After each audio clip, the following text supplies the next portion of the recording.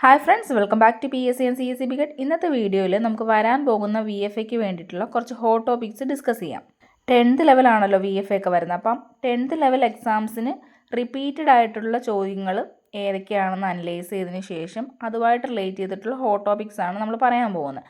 അപ്പോൾ ആ ഒരു ഭാഗം കംപ്ലീറ്റ് ചെയ്ത് റിവൈസ് ചെയ്തതിന് ശേഷം ടൈം ഉണ്ടെന്നുണ്ടെങ്കിൽ ബാക്കി സിലബസും കൂടെ കംപ്ലീറ്റ് ചെയ്യാനായിട്ട് ശ്രമിക്കണം. അതായത് ഈ ഹോട്ട് ടോപ്പിക്സിൽ നിന്ന് മാത്രമാണ് ചോദിക്കുക എന്നല്ല പറയുന്നത്. ഹോട്ട് ടോപ്പിക്സിൽ നിന്നും വരാം, മറ്റ് ഭാഗങ്ങളിൽ നിന്നും ചോദിക്കാനുള്ള ചാൻസ് ഉണ്ട്. ഇൻ കേസ് നമുക്ക് എന്ത് ചെയ്യാം, മറ്റ് ഭാഗങ്ങളൂടെ കംപ്ലീറ്റ് ചെയ്യുകയാണെന്നുണ്ടെങ്കിൽ അതും കൂടെ ചോദിച്ചു കഴിഞ്ഞാൽ നമുക്ക് എന്ത് ചെയ്യാം, ഈസി ആയിട്ട് എഴുതാനായിട്ട് പറ്റും. ഇനി ടൈം ഇല്ല എന്നുള്ളവർക്കാണെങ്കിൽ ഈ ഹോട്ട് ടോപ്പിക്സ് എന്തായാലും കംപ്ലീറ്റ് ചെയ്ത് ഒന്ന് റിവൈസ് ചെയ്ത് പോകുന്നതായിരിക്കും നല്ലത്. അപ്പം നമുക്ക് ഹോട്ട് ടോപ്പിക്സ് ഏതൊക്കെയാണെന്ന് നോക്കാം. എക്സാമിന് വേണ്ടിയിട്ട് നമുക്കിനി ഒരു 70+ ഡേയ്സ് മാത്രമേ നമ്മുടെ മുന്നിലുള്ളൂ. അപ്പോൾ ആ ഒരു ദിവസത്തിനകത്ത് എന്ത് ചെയ്യാം, നമ്മുടെ ഹോട്ട് ടോപ്പിക്സ് കംപ്ലീറ്റ് ചെയ്ത് റിവൈസ് ചെയ്ത് ക്വസ്റ്റ്യൻസ് മാക്സിമം വർക്കൗട്ട് ചെയ്ത് ഒരു ഫുള്ളി കോൺഫിഡൻസോട് കൂടി എന്ത് ചെയ്യാം, എക്സാമിനായിട്ട് പോവുക.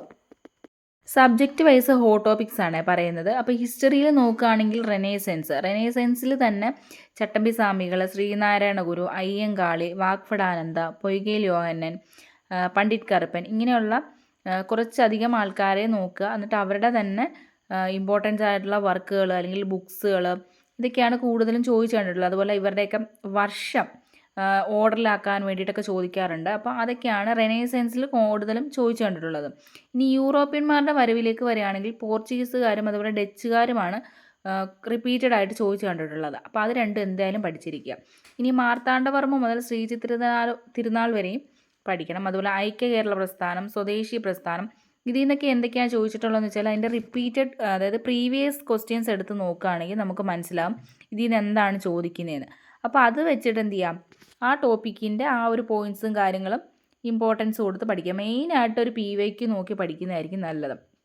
PYQ നോക്കുമ്പോൾ തന്നെ നമുക്ക് മനസ്സിലാവും ഏതൊക്കെയാണ് ചോദിക്കുന്നതെന്ന്. 1857 വിപ്ലവവുമായി ബന്ധപ്പെട്ടിട്ട് ഓരോ സ്ഥലത്തും ആരൊക്കെയാണ് നേതൃത്വം കൊടുത്തിട്ടുള്ളതെന്ന് ചോദിച്ചിട്ട് ഇങ്ങനെ മാച്ച് ദ ഫോളോയിങ് അങ്ങനത്തെ ക്വസ്റ്റ്യൻസ് ഒക്കെ നമുക്ക് കണ്ടിട്ടുണ്ട്. ഗാന്ധിജിയുമായി ബന്ധപ്പെട്ടിട്ടുള്ള സ്വാതന്ത്ര്യ സമരം, ഗാന്ധിജിയുടെ അല്ലെങ്കിൽ ഓരോ സമരവുമായിട്ട് ബന്ധപ്പെട്ടിട്ട് സ്റ്റേറ്റ്മെൻറ്റ് ടൈപ്പൊക്കെ നമുക്ക് ക്വസ്റ്റ്യൻസ് വരാം. അതുപോലെ America, French, Russian revolutions, world history വരുമ്പോൾ ഈ 3 റെവല്യൂഷൻസ് എന്ത് ചെയ്യുക, പഠിച്ചിരിക്കുക. അടുത്തത് ജോഗ്രഫിയാണ്. ജോഗ്രഫിയിൽ നോക്കുകയാണെങ്കിൽ ഭൂമിയുടെ ഘടന, ഇപ്പം അകക്കാമ്പ്, പുറക്കാമ്പ്, മാൻഡിൽ ഇതൊക്കെ തന്നിട്ട് ഇതിൻ്റെ ഓർഡേഴ്സ് എങ്ങനെയാണ് അങ്ങനെയൊക്കെ ചോദിക്കാം. അതുപോലെ താപനില, ആഗോള താപനം, ഋതുക്കൾ, അന്തരീക്ഷമർദ്ദം, കാറ്റ്, ഇമ്പോർട്ടൻസ് ആയിട്ടുള്ള കുറേ കാറ്റുകളെക്കുറിച്ചൊക്കെ നമ്മൾ പഠിച്ചിട്ടുണ്ട്. ലൂ, ചിനൂക്ക്, അങ്ങനെയൊക്കെയുള്ള കുറേ കാറ്റ്. അതുപോലെ പാറകൾ, ആഗ്നേയശിലകൾ, അതൊക്കെ നമുക്ക് എന്ത് ചെയ്യാം, ചോദിക്കാനുള്ള ചാൻസ് കൂടുതലാണ്. ഇനി ഉത്തരപർവ്വത മേഖല, അതുപോലെ ഉപദ്വീപീയ പീഠഭൂമി, ഇത് രണ്ടും വളരെ ഇമ്പോർട്ടൻ്റ് ആണ്. ഇനി ധാതുക്കളുമായി ബന്ധപ്പെട്ടുള്ള വ്യവസായം, അതുപോലെ ഇന്ത്യൻ ഭൂപ്രകൃതിയെക്കുറിച്ച് എന്തായാലും പഠിച്ചിരിക്കണം. അപ്പോൾ ഇതൊക്കെയാണ് ജോഗ്രഫിയിൽ കൂടുതൽ വരുന്നത്. കേരള ജോഗ്രഫിയിൽ നോക്കുകയാണെങ്കിൽ കേരളത്തിലെ നദികളും കായലുകളും അതുപോലെ വന്യജീവി സങ്കേതങ്ങൾ, അതുപോലെ കൃഷി, ഇതൊക്കെയാണ് കൂടുതലും കേരള ജോഗ്രഫിയിൽ നിന്ന് വരുന്നത്. ഇനി കോൺസ്റ്റിറ്റ്യൂഷൻ നോക്കുകയാണെന്നുണ്ടെങ്കിൽ നിയമനിർമ്മാണ സഭ തൊട്ടിട്ടാണ് നമുക്ക് ഇമ്പോർട്ടൻസ് ക്വസ്റ്റ്യൻസ് വരുന്നത്. അതുപോലെ ആമുഖം, മൗലിക അവകാശങ്ങൾ, മൗലിക കടമകൾ, അതുപോലെ പ്രധാനപ്പെട്ട ഭേദഗതികൾ. ഈ ഭേദഗതികൾ നമ്മുടെ സിലബസിൽ പ്രത്യേകം പറഞ്ഞിട്ടുണ്ട്, ഇന്ന ഭേദഗതികളാണ് ചോദിക്കാൻ. അപ്പോൾ ആ അത്രയും ഭേദഗതികൾ തന്നെ എന്ത് ചെയ്യുക, നമ്മൾ പഠിച്ചുകൊണ്ട് പോവുക. നമ്മൾ അതിൽ കൂടുതൽ ഭേദഗതികളൊന്നും നോക്കേണ്ട ആവശ്യമില്ല. ആ സിലബസിൽ പറഞ്ഞിരിക്കുന്ന അത്രയും മാത്രം തന്നെ എന്ത് ചെയ്യുക, നോക്കുക. അതുപോലെ പ്രധാനപ്പെട്ട ഭരണഘടനാ സ്ഥാപനങ്ങളും ലിസ്റ്റുകളും, concurrent list, state list, union list, ഈ ലിസ്റ്റുകളും എന്ത് ചെയ്യുക, ഏതൊക്കെയാണ് ലിസ്റ്റുകളിൽ വരുന്നത് എന്നുള്ളതും പ്രധാനപ്പെട്ടത് പഠിച്ചുകൊണ്ട് തന്നെ പോവുക. ഈ എക്കണോമിക്സ് നോക്കുകയാണെന്നുണ്ടെങ്കിൽ ചെറിയൊരു പോർഷനാണ്, എന്നാൽ 5 മാർക്കാണ് നമുക്ക് എക്കണോമിക്സിൽ നിന്ന് കിട്ടുന്നത്. അപ്പം ഈ ഒരു ചെറിയൊരു പോർഷൻ എന്ത് ചെയ്യുക, നല്ല രീതിയിൽ പഠിക്കുകയാണെങ്കിൽ നമുക്ക് 5 മാർക്ക് എന്തായാലും ഉറപ്പിക്കാനായിട്ട് പറ്റും. എക്കണോമിക്സിൽ മെയിനായിട്ട് ചോദിക്കുന്നത് 5 ഇയർ പ്ലാൻസ്, നീതി ആയോഗ്, ഹരിത വിപ്ലവം, ധനകാര്യ സ്ഥാപനങ്ങൾ, അതുപോലെ നവസാമ്പത്തിക പരിഷ്കാരങ്ങൾ, ഇത്രയും കാര്യങ്ങൾ തന്നെ പഠിച്ചാൽ നമുക്ക് എക്കണോമിക്സിൽ നിന്ന് 5 മാർക്ക് സ്കോർ ചെയ്യാനായിട്ട് പറ്റും.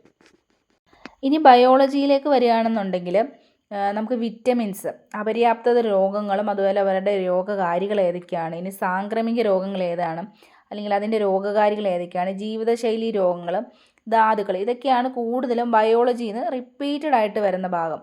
അപ്പോൾ ഈ ഇത്രയും ഭാഗം തന്നെ നമ്മൾ പഠിച്ചാൽ തന്നെ ബയോളജിയിൽ നമുക്ക് സ്കോർ ചെയ്യാനായിട്ട് പറ്റും. ഇനി ഫിസിക്സ് നോക്കുകയാണെങ്കിൽ ലെൻസ്, ദർപ്പണം, ഗുരുത്വാകർഷണം, അതുപോലെ നമുക്ക് R = 2F ആ ഒരു വാല്യൂ വെച്ചിട്ടുള്ള ക്വസ്റ്റ്യൻസ് ഒക്കെ നമുക്ക് ഇപ്പോൾ സ്ഥിരമായിട്ട് ചോദിച്ചു കാണുന്നുണ്ട്. അടുത്തത് കെമിസ്ട്രിയിലേക്ക് വരികയാണെങ്കിൽ ചാൾസ് നിയമം, അതുപോലെ ബോയിൽ നിയമം, അതിൽ ആവർത്തന പട്ടികയെക്കുറിച്ചൊരു ഡീറ്റെയിൽഡ് ആയിട്ട് പഠിച്ചിരിക്കുക. ആറ്റം, തന്മാത്ര, ലോഹങ്ങളും ലോഹസങ്കരങ്ങൾ എന്താണ്, ആസിഡ്, ആൽക്കലി, pH വാല്യൂ ഒക്കെ ഇപ്പോൾ റിപ്പീറ്റഡ് ആയിട്ട് ചോദിച്ചു കണ്ടിട്ടുള്ളൊരു ഭാഗമാണ്. അപ്പോൾ ഇതൊക്കെയാണ് കെമിസ്ട്രി എന്ന് വരുന്നത്. നെക്സ്റ്റ് നമ്മൾ കമ്പ്യൂട്ടർ നോക്കുകയാണെങ്കിൽ ഇൻപുട്ട് ഔട്ട്പുട്ട് ഡിവൈസസ് ഏതൊക്കെയാണ്, നെറ്റ്വർക്ക്, റൂട്ടർ, ഗേറ്റ് വേ, അങ്ങനെയുള്ള കാര്യങ്ങളൊക്കെയാണ് നെറ്റ്വർക്കിൽ. അതുപോലെ IT ആക്റ്റിൽ കുറച്ച് ഇമ്പോർട്ടൻ്റ് ആയിട്ടുള്ള ആക്ട്സ് ഉണ്ട്, സൈബർ ലോ. അപ്പോൾ അതൊക്കെയാണ് കമ്പ്യൂട്ടറിൽ കൂടുതലും ചോദിക്കുന്നത്. അതിൽ നിന്ന് നമുക്ക് 3 മാർക്കാണ് സ്കോർ ചെയ്യാൻ വരുന്നത്. അപ്പോൾ അതുകൊണ്ട് ഈ ഒരു ടോപ്പിക്ക് പഠിച്ചാൽ തന്നെ നമുക്കത് കവർ ചെയ്യാനായിട്ട് പറ്റും. ഇത് വളരെ പ്രധാനപ്പെട്ട ഒരു ടോപ്പിക്കാട്ടോ, സുപ്രധാന നിയമങ്ങൾ. അതിൽ നിന്ന് right to information act, POCSO act, ഗാർഹിക പീഡന നിയമം, ഹ്യൂമൻ റൈറ്റ്സ് കമ്മീഷൻസ്, ഇതിലൊക്കെ നിലവിലെ കമ്മീഷൻ ചെയർമാൻ ആരൊക്കെയാണെന്നുള്ളതും അതുപോലെ ഇതിനകത്ത് കുറച്ച് ഇമ്പോർട്ടൻറ്റ് പോയിൻറ്റ്സ് ഒക്കെ ഉണ്ട്. അപ്പോൾ അതൊക്കെയാണ് എന്ത് ചെയ്യുക, ഈ ഒരു ഭാഗത്തുനിന്ന് ചോദിക്കുക. അടുത്ത് നമ്മുടെ കേരള ഭരണവും ഭരണ സംവിധാനങ്ങളുമാണ്. ഇതിൽ നിന്ന് നമുക്ക് ചോദിക്കുന്നത് ദുരന്ത നിവാരണവും അതുപോലെ തണ്ണീർത്തട സംരക്ഷണം, കേരള ക്ഷേമ പദ്ധതികൾ, ഭരണഘടനാ സ്ഥാപനങ്ങൾ, സ്റ്റേറ്റ് സിവിൽ സർവീസ് കമ്മീഷൻ, ഇതൊക്കെയാണ് നമ്മുടെ കേരള ഭരണവും ഭരണ സംവിധാനങ്ങളിൽ നിന്നും ചോദിക്കുന്നത്. കല, കായികം, സാഹിത്യം, സംസ്കാരം, ഈ ഒരു ടോപ്പിക്കിൽ നിന്ന് നമുക്ക് പ്രധാനമായിട്ട് ചോദിക്കുന്നത് പ്രധാന കലാരൂപങ്ങളും, ജ്ഞാനപീഠ പുരസ്കാരം, തൂലികാനാമം അല്ലെങ്കിൽ അപരനാമം, അതുപോലെ ഒളിമ്പിക്സ്, കഥാപാത്രങ്ങൾ ഏതൊക്കെയാണ് അല്ലെങ്കിൽ കൃതി ഏതാണ്, കായിക ഇനവുമായി ബന്ധപ്പെട്ട പ്രധാനപ്പെട്ട വാക്കുകൾ കുറച്ചുണ്ട്, അതുപോലെ വരികളും എഴുത്തുകാരും, ഓരോ വരികളൊക്കെ തന്നിട്ട് അത് എഴുതിയത് ആരാണ് അല്ലെങ്കിൽ ഏതിൽ നിന്നാണ് ആ വരികൾ എന്നൊക്കെ നമുക്ക് ചോദിക്കാം. ഇനി കറണ്ട് അഫയേഴ്സ് എന്ന് നോക്കുകയാണെന്നുണ്ടെങ്കിൽ നമുക്ക് 20 മാർക്കോളമാണ് കറണ്ട് അഫയേഴ്സ് വരുന്നത്. അപ്പോൾ അതിൽ ഇമ്പോർട്ടൻ്റ് ആയിട്ടുള്ള അപ്പോയിൻമെൻറ്റ്സ്, കേരളത്തിലെയും അതുപോലെ കേന്ദ്രത്തിലെയും മന്ത്രിസഭ, ISROയുമായി ബന്ധപ്പെട്ടിട്ടുള്ള കാര്യങ്ങൾ, കേരള കേന്ദ്ര ബഡ്ജറ്റ്, അതുപോലെ ഉച്ചകോടിയുടെ വേദികൾ ഏതൊക്കെയാണ്, നോബൽ പ്രൈസ്, സാഹിത്യ അവാർഡുകൾ, പറഞ്ഞ ഹോട്ട് ടോപ്പിക്സ് കൂടാതെ ഇംഗ്ലീഷ്, മാത്സ്, മലയാളം പഠിക്കുകയാണെന്നുണ്ടെങ്കിൽ തന്നെ നമുക്ക് 30 മാർക്ക് സ്കോർ ചെയ്യാനായിട്ട് പറ്റും. ഈ 30 മാർക്കിൻ്റെ കൂടെ നമ്മൾ 20 മാർക്കിൻ്റെ കറണ്ട് അഫയേഴ്സും കൂടി നല്ല രീതിയിൽ സ്കോർ ചെയ്യുകയാണെങ്കിൽ നമുക്ക് പകുതി മാർക്ക് ആ ഒരു ഇത്രയും ടോപ്പിക്കിൽ നിന്ന് തന്നെ നമുക്ക് സ്കോർ ചെയ്യാം. അതായത് റിപ്പീറ്റഡ് ആയിട്ട് വരുന്ന കാര്യങ്ങളാണ് ഇംഗ്ലീഷ്, മാത്സ്, മലയാളമൊക്കെ. അപ്പോൾ അത് തന്നെ നമുക്ക് വർക്കൗട്ട് ചെയ്യുകയാണെങ്കിൽ എന്ത് ചെയ്യാം, നല്ലൊരു സ്കോർ നമുക്ക് എക്സാമിന് എടുക്കാൻ പറ്റും.